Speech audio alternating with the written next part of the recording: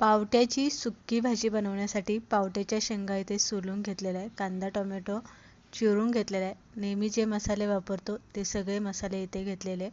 पळीभर तेल घालून जिरी मोहरी कांदा आपल्याला परतून घ्यायचा आहे. त्यानंतर टोमॅटो घालून आपल्याला 1 चमचा चवीप्रमाणे मीठ घालायचं आणि टोमॅटोसुद्धा तेलामध्ये चांगला परतून घ्यायचा. नंतर पावट्याच्या शेंगा स्वच्छ धुवून निथळून आपल्याला यामध्ये घालायच्या. त्यासुद्धा तेलामध्ये चांगल्या परतून घ्यायच्या आणि नंतर आपल्याला यामध्ये मसाले घालायचे.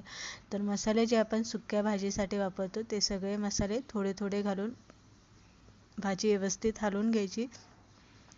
थोडंसं पाणी घालून वाफेवरती आपल्याला शेंगा चांगल्या शिजवून घ्यायच्या. छान अशी आपली सुक्की पावट्याची भाजी इथे बनवून तयार झालेली आहे. भाजी जास्त सुक्की करायची नाही, थोडीशी ओलसर ठेवायची, कारण कोणतीही भाजी असली थंड झाल्याच्या नंतर ती पूर्ण कोरडी होते, म्हणून आपल्याला थोडीशी ती ओलसर ठेवायची. तर इथे आपली भाजी बनवून तयार.